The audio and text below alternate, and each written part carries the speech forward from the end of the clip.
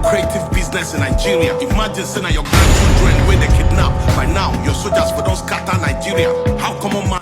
Kaikene, Fred Wanko, Ezudo, Ezenwafosi Ajalebia, Publisher, African Lifestyle Magazine, Chicago. Azaga, zaga, zaga, azaga, zaga. Onde chicos?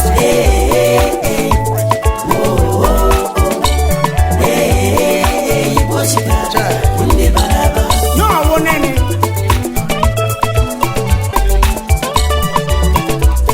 During Mr. Buhari Jaga government, why didn't you help Buhari to solve the problem? Debt under Buhari, 77 trillion. No proof of any positive transformation. Unborn children, I ain't go pay for this evil. You know, say Buhari was incompetent, but you still bring him to destroy Nigeria. Paddy government, now you are the president. Since Buhari don't destroy Nigeria, I hope say you go feel bring him to judgment. Emefiele printed 23 trillion within 8 years under Buhari government. $6 million for election observers. They say somebody forged Buhari's signature. Now lie, Buhari signed that document, period. Where our refineries, where una promise to fix. I been a Dangote refineries would they depend on how much una don't make from removal of subsidies. Since una don't they sell fuel for 600 per liter. People they sell their properties to feed their families. Meanwhile, you and your cronies they buy more properties. Shout out to Labour chairman, una well done. If the government say they no fit pay 65k, then make them pay Senator and Rep 65k. Make all of us they enjoy the suffering and smiling. What you give is what you deserve. Ojoro no day. Free Nnamdi Kanu. Shout out to very black dark man. Where our daddy, Pastor Adeboye. During Good Luck Jonathan, your voice was so loud. You even vow to stage a 1 million march. Hunger and hardship under Tinubu government. You say Nigeria gets spiritual problem. Baba, we need your 1 million disciples to protest against President Tinubu government. Just the way you protest against President Jonathan. Daddy, I be leg don't depend your disciples. Fact, this na very big hypocrisy. It's time for you to speak the truth to power. Because hunger won't kill Nigerians. Hello everybody. Once again, this is Fred Wanko coming to you from our studios in Chicago with another edition of Bold Talk on Island TV. And as usual, I like to say good morning, good afternoon, and good evening to you, depending on where you are around the world.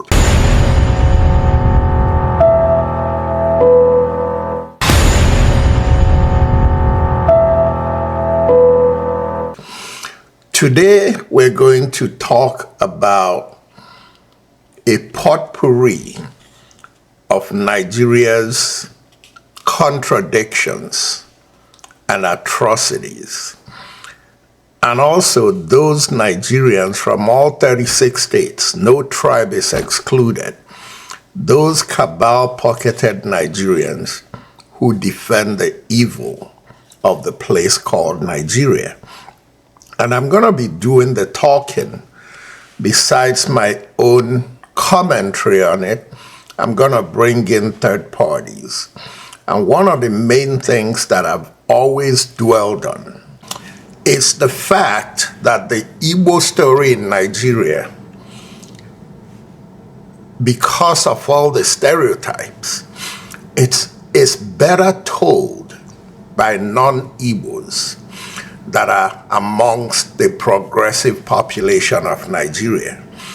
In today's episode, you're going to hear again from Dele Farotimi and again from Maiyegun, but the Maiyegun piece is actually the key to this episode because it talks about what Igbos have been talking about since the war ended.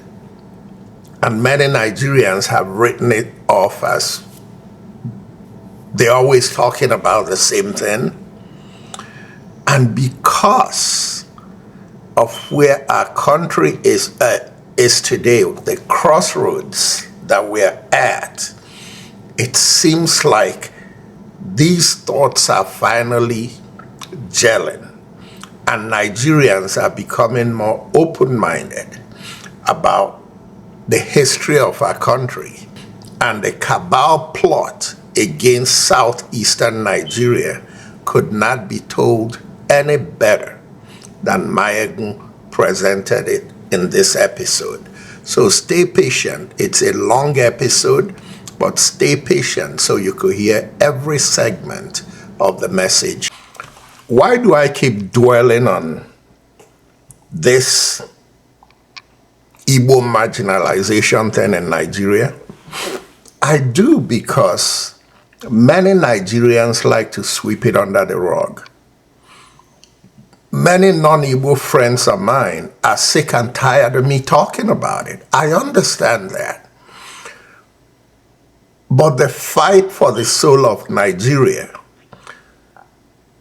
is not dependent on the sentiments of people who want to close their eyes and have atrocities continue because it hasn't affected them yet, or because they benefit from it, or their tribe benefits from it. The way to fix Nigeria is that we have to fix and build a Nigeria that's equitable and fair to every segment of Nigeria. And if we can't do that, we should allow people to go their separate ways. You can stop listening to my podcast, but I promise you, if you do, you are going to miss a lot of points of view that only Fred Nwankwo can bring to you. It's not me bragging. It's me telling you that I look at Nigeria in a way that very few Nigerians, very few commentators on Nigeria do. I'm not putting myself with the best of them, but I'm saying that I could hold myself on a table with any of them. We have to take time and listen to people when they keep crying and saying the same thing. Igbos say that nwatakịrị na-ebe akwa na-arụ aka in a certain direction. When a kid keeps crying and pointing in a certain direction, if his mother is not there, his father is there. So pardon me for continuing to go back to this, but give me credit for bringing you Maiyegun to be the mouthpiece, a non-Igbo, to tell the story of Igbos in a way that you could better understand it. There are a lot of overt and covert atrocities that has been committed to the southeastern part of Nigeria. But instead of Nigerians of all tribes standing up and saying it is wrong, the propaganda in Nigeria since 1970 especially, up till recently when the social media wouldn't let them get away with their lies anymore, the propaganda had been to brainwash Nigerians into thinking that Nigeria's problem is Igbos, and if you get rid of Igbos or minimize Igbos or whatever, Nigeria's problems will be solved. That's why you see all the subtle things going on across the country, in Lagos, in Rivers State, and obviously in the North. Let me start out with these sound bites from Daily Farotimi. But the bulk of what we're going to listen to today is going to be my commentary, but less of it, and Maiyegun's complete, detailed analysis of the genesis of the divide and conquer that the cabal has unleashed on the Igbo peoples of Nigeria. Oh, I am very, very happy. I thank God for Tinubu. Without Tinubu, I wouldn't have known that we can have fake bishops. Without Tinubu, I wouldn't have known that some men that I thought were honorable men are not honorable. Without Tinubu, I wouldn't have lost more than half the people I grew up with and thought were my friends, who have now discovered are largely ethnic and ethno-religious jingoists. And they are not just Yorubas, some Igbos are among them, and some Hausas as well. I'm talking about friends across the length and breadth of Nigeria. Tinubu has been very good at unveiling the true nature of people. So all the horrible people who had been busy protesting to be men of God, one can see them clearer. That's because of Tinubu. If Tinubu were to be a man whose evil was ambiguous, if it was possible to say maybe he's not bad, it would have been very easy for them to continue pontificating and sounding like men of God. But the fact that the man is so unrepentantly and clearly evil, and they have found accommodation for him, and they are the ones excusing the evil, explaining the evil, looking to normalize the evil, they don't even mind taking off their own garments of honor to cloak a filthy felon. Tinubu can only be thanked though. I thank God for Tinubu. Without Tinubu, I wouldn't know the things I know today. Some people I thought were men. In fact, some people I thought were gods. They've been revealed to be men. Just men. Just men. So Tinubu has been a very good thing for this country. Excellent thing. How would we have known how useless our judiciary is if it wasn't for Tinubu? Tinubu has been a fantastic blessing to Nigeria. So now we know that some men who used to pontificate about honesty does not matter to them. Men who used to talk about citizenship, freedom, electoral rights, it doesn't matter to them. Now we know. If it wasn't for Tinubu, how would I know? Some men would have gone to their graves with honor if it wasn't for Tinubu. Do you know how many people Tinubu has turned naked? No, I am thankful for Tinubu. Now, before I hand over to Maiyegun, I'm going to use this clip from an American movie as a satire to demonstrate to you what Igbos have been going through in Nigeria since the end of the Civil War and the deprivation that many close their eyes to because of the brainwash they received since the end of the war. Just watch. Wow. Where is she? Where the hell have you been? Where the hell do you go every day? To the bathroom, sir. To the bathroom. To the damn bathroom. What are you doing there? There's no bathroom for me here. What do you mean there's no bathroom for you here? There is no bathroom. There are no colored bathrooms in this building or any building outside the West Campus, which is half a mile away. Did you know that? I have to walk to two just to relieve myself.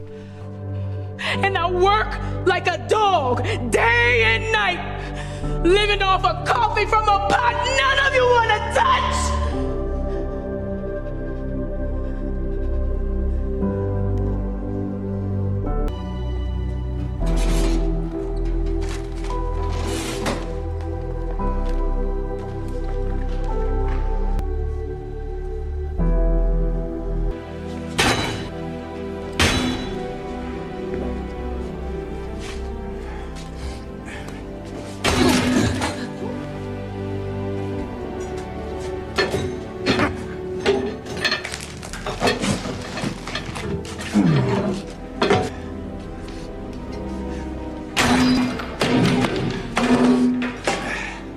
There you have it.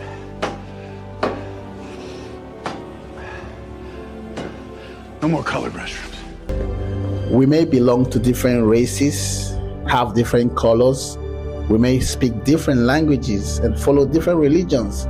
We may even have different perceptions and live in different realities.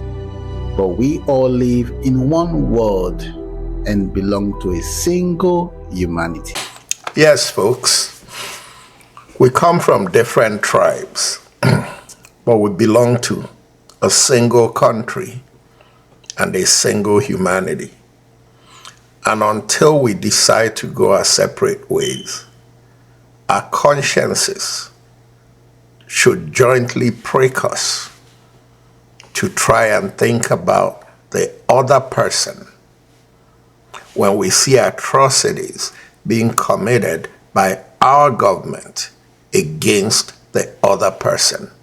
Now listen to Maiyegun and his account of what the federal government has done to make sure that Igbos in Nigeria are disjointed and fighting each other.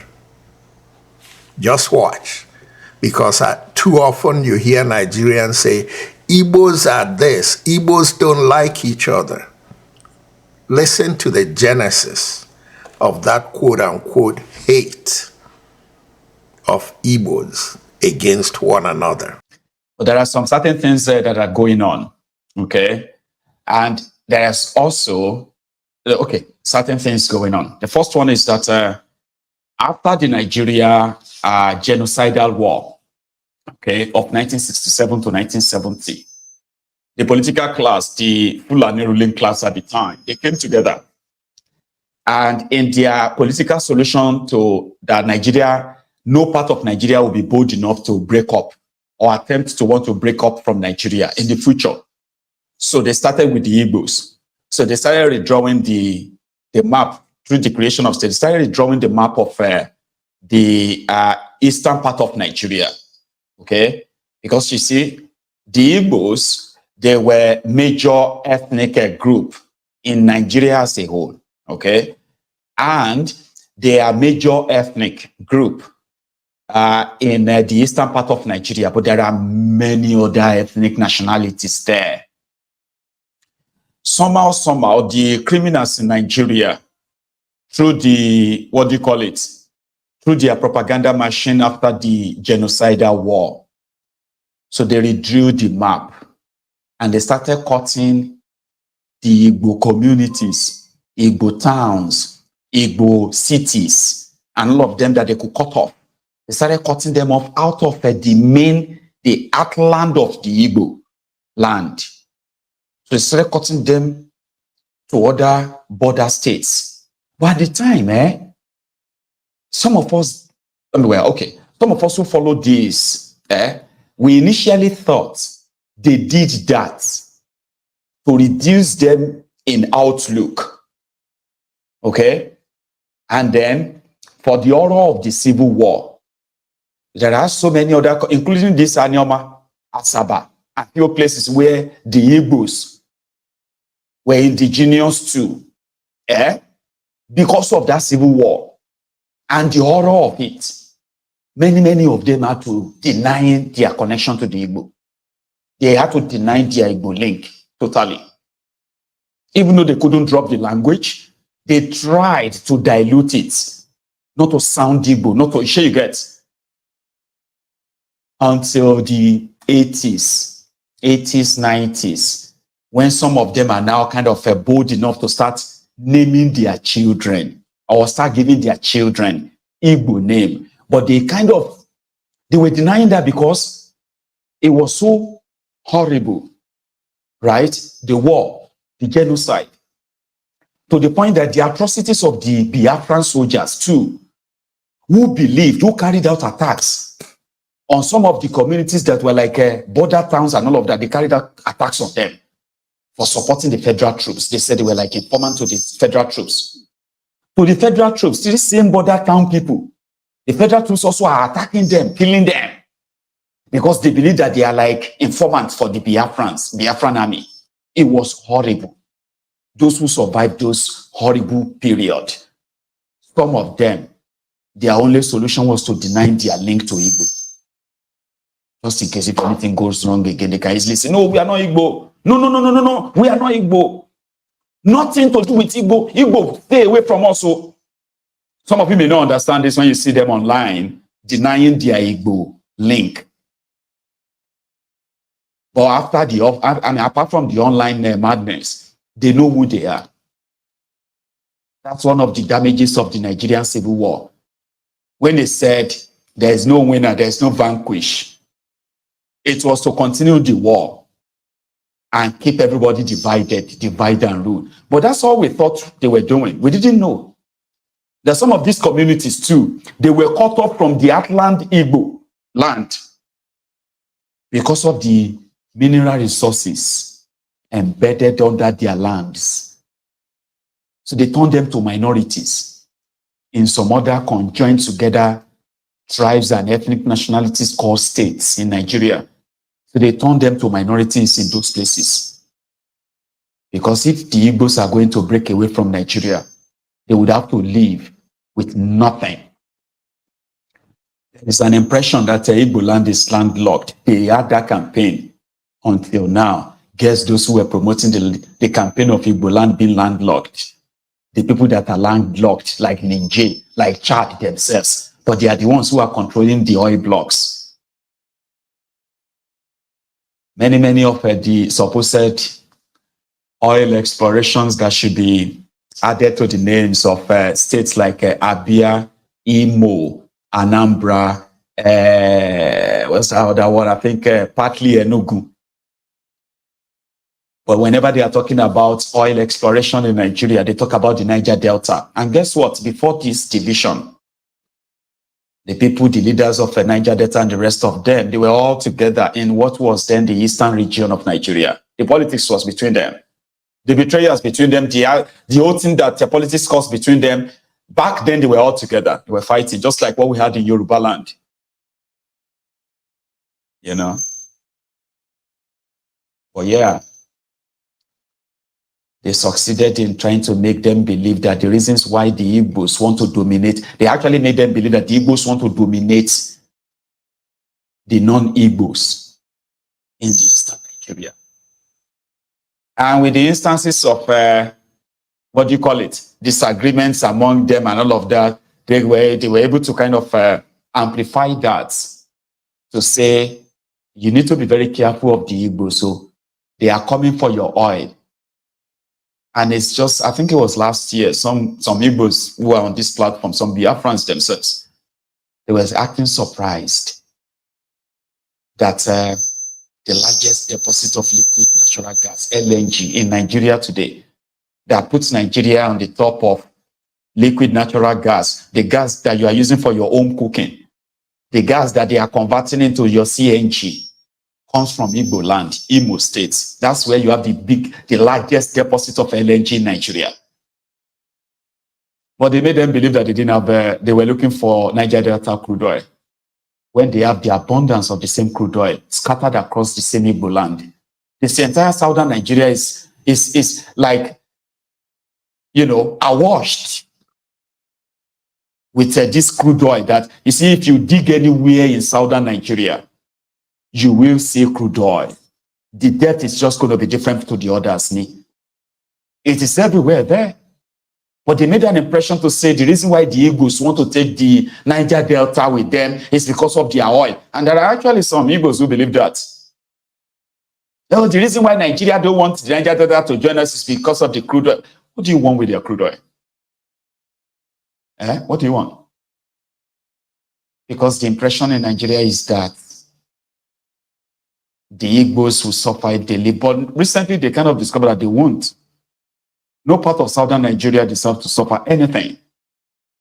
Every suffering you are facing in Nigeria today, the hardship, the poverty, is because of northern Nigeria. It has always been because of them. And it will always be because of them. And the best way to keep it going is just to keep everybody divided. So whenever Asari's medication is newly supplied, it does come around to say his mind. Ikwere na Igbo. Listen to this though. I'm not asking you to believe in whatever he says. But there are some truth that it doesn't matter who is saying it. You can't sweep them away. You can't deny your own origin. I am an Ijebu man and I'm a Yoruba man. You can be, what do you call it? You can be an Anambra man, an Igbo man. You can be, what do you call it? Sorry, I don't know all the names of all the clans and the tribes, but you do know them, Sha. But it's almost the same, but they make it look like, oh, some people feel like they are more Igbo than others. Papa, no, they feel like that. Politicians have always impressed that on everybody. Do you know, until Awolowo came, other Yorubas are not considered as real Yorubas. Do you know that? How many of you actually know this? That until Awolowo, in fact, it became Awolowo's main goal to bring all Yoruba tribes, all of the Yoruba ethnic, bring all of them together under one umbrella, and everybody will say, I am a Yoruba. It doesn't matter where you come from in Yoruba land. Awolowo did that. It never used to be like that. I think you don't forget, say, Egba, Egba, Abeokuta got independence from the colonial masters, and they didn't get independence for Yoruba. They got it for themselves. Egba is Egba. Oyo was Oyo. Egba was Egba. Ijebu was Ijebu.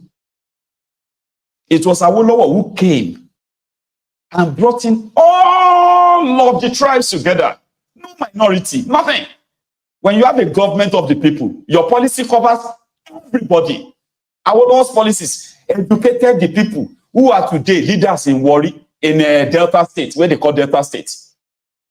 Awolowo's education educated so many people who are today in the Midwestern region before they created it. These were people who were like, they were not Yorubas, but were by design, they were part, right? But the real Yorubas everywhere, Awolowo was so busy. And that is why people used to say the Oyo people are the real Yorubas. They say Oyo people are the real Yoruba. In fact, it was because of them they are calling us Yorubas.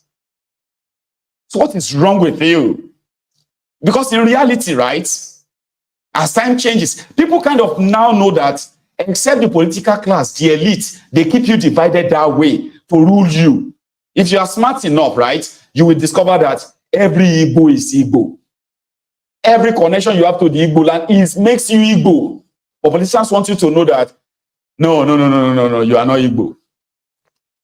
Because you, knowing that you are Igbo, will now bring back the truth about the Igbos, the Yorubas, the Hausas, as the three major ethnic nationalities in Nigeria. That was the history before they started mixing it up with Fulani this, Fulani that. It never used to be like that. You know? So when Asari said Ikwere na Igbo, well, I think you should listen. Please. The Igbos and the Igbos, who makes up River State, you can't take us for granted.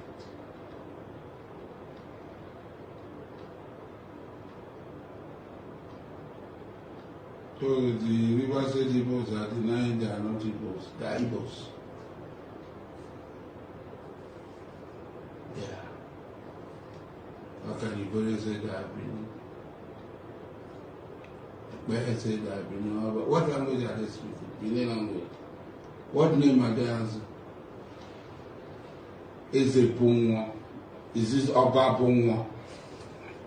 I don't know what Bunwa means, but I know that is a Igbo. I don't know what Bunwa means. Is it Bunwa? Yes, wiki. Is it Oba Bunwa?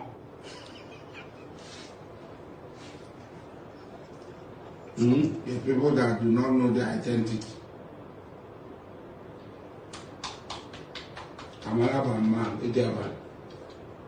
The throne that I'm sitting now, that you are seeing, the throne, is an Apama from Obo. I cannot deny, I might not like the characters of Igbo people around, but I cannot, because of that, reject my Igbo identity. I have Igbo blood flowing in my vein, I have Igbo DNA.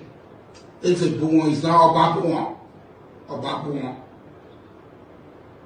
These are the characters that the president, Bola Tinubu, is about, who are even denying where they come from. For whatever reason, Amechi is this thing. Wigwe is this thing. Which of them is answering a Benin? That above me, hey, they are Benin people, everybody. What can I go be Benin? I think if the fear that our ancestors, those of you who witnessed the Civil War, those of you who survived it, I'm talking about those of you who are matured enough and witnessed the Civil War. A lot of you have carried on with the war in your head, and you have tried so much to make us carry it along for you. And I'm talking about all of you, including the Igbo survivors. Those of you elders who survived from all the part of the old Eastern region, who raised the generations to deny their link to Igbo because of the fear of possible another war in the future, and you do not want to be killed because you are Igbo. I think it is time for so many of you to begin to deconstruct your minds. Because what you have done is to help the oppressors, to keep everybody in bondage and without fear, when they know there's going to be a chance for all of us, all of you, to actually decide and choose who you want to be with, for real. Papa, Mama, you may be shocked that your descendants have discovered their Igbo link. They have discovered their Hausa root. That this blindness with Fulani, Hausa Fulani nonsense, your descendants have discovered that they are actually Hausas, they are Kanuris, they have their own identity. They are not going to continue this your compromised sort of a fear. It is compromised. Your fear is not based on trying to save the lives of your descendants anymore. Your fear is actually keeping your descendants in bondage. And it is the fear of, we do not want to be killed again. They are killing your descendants, not by civil war anymore, just by the state profiling. So you elderly people who survived the war, it is time for you to stop trying to project that your fear. We know you saw it. We didn't see what happened. But guess what? The internet has kind of updated all of us. We have seen the horror. And for whatever for all that led to that civil war at the time, worse things are happening now than then. So I don't think everybody's going to have to wait to die without doing anything. And I'm already hearing the young Igbos saying, we are not our parents. You will not kill us like you killed our parents. That's something. So it's time for you to deconstruct. As Nigeria is today, the criminals in charge of Nigeria, they are worried that the fire is going to start somehow. They just have no idea how or when. They haven't done anything to keep all of us away from that fire. They've pushed us to that wall so much that you see those old fear, be careful stuff and all that. I don't think it's going to really work too much longer anymore. So it is time for you to deconstruct and tell yourselves the truth. Denying your real roots, where your brotherhood is, where together you held Nigeria down for 30 years. Denying yourself, denying your roots and all of that now, it's not keeping you safe, is it? It will never keep you safe or your children safe. It will only keep them alive long enough as slaves, probably in a foreign land, because we're probably going to lose our land if this contraction continues, if this fear of don't offend the Fulanis, don't offend this, continues. If these weak men and women who are more interested in the, in the money that they are going to make from being in public office than the protection of the people that they used as their meal ticket to those offices. So it's not going to last. You need to deconstruct. You need to tell us how you survived it. You need to prepare us. You shouldn't continue to deny your identity. In denial that a lot of people are doing. Listen, I've said this many times. The Igbos, and nobody is trying to force anybody to join them about anything anymore. What we're asking for is that we force the hand of the rogues in Nigeria at some point. And when we force the hand of the rogues in Nigeria at some point, it will then lead to us having a conversation if we really want to be part of this contraption going forward or not. There are those of you who believe that in 100 years' time, nothing, Nigeria not will break. Forget it, Baba. Or maybe because of people like you, it will break and you will still be alive. And then that shock could be one of the shock that you are going to take to your grave. I never believe it in my life. I can never, if anybody told me that Nigeria is, you might be shocked to death.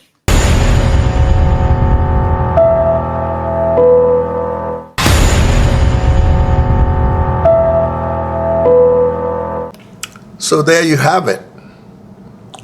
It's the story of Nigeria's buried history.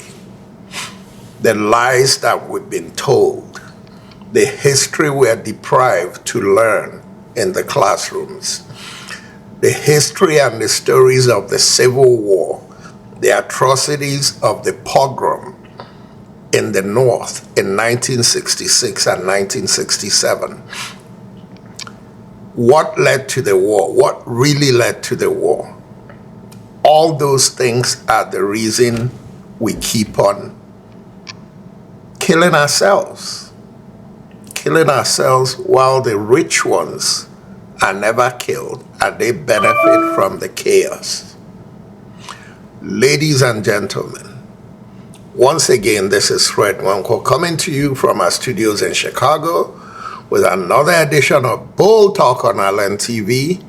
And until next time, good night and God bless.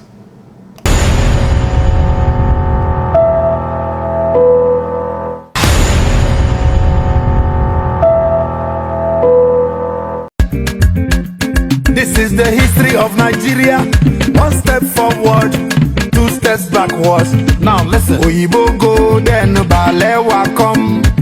Balewa and Azikiwe na dem rule. As them go agree, Ironsi come. Them kill Ironsi, then Gowani come. Gowani go, Moritala come. Them buy Moritala, Obasanjo come. Obasanjo go, then Shagari come. Them remove Shagari, Buhari come. Buhari go, then Babangida come. Maradona go, Shone come. Shone Congo, Abacha come. Abacha buy, Abdul Salami come. Salami go, Obasanjo come again. Baba go, Yaradua come. Yaradua buy, Jonathan come. Good luck he go.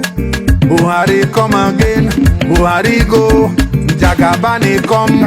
All these people rule. We see they where we did. This is the history of Nigeria. One step forward, two steps backwards. Now listen. Oyibo go, then Balewa come.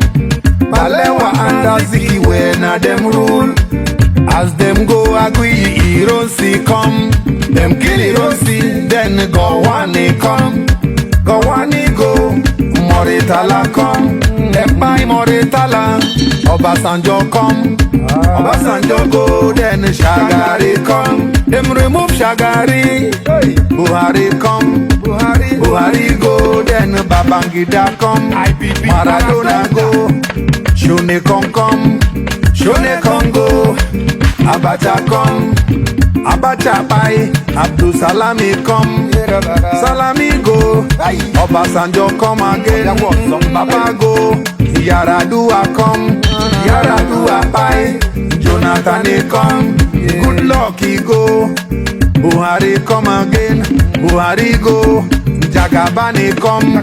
All these people rule. We see they where we did.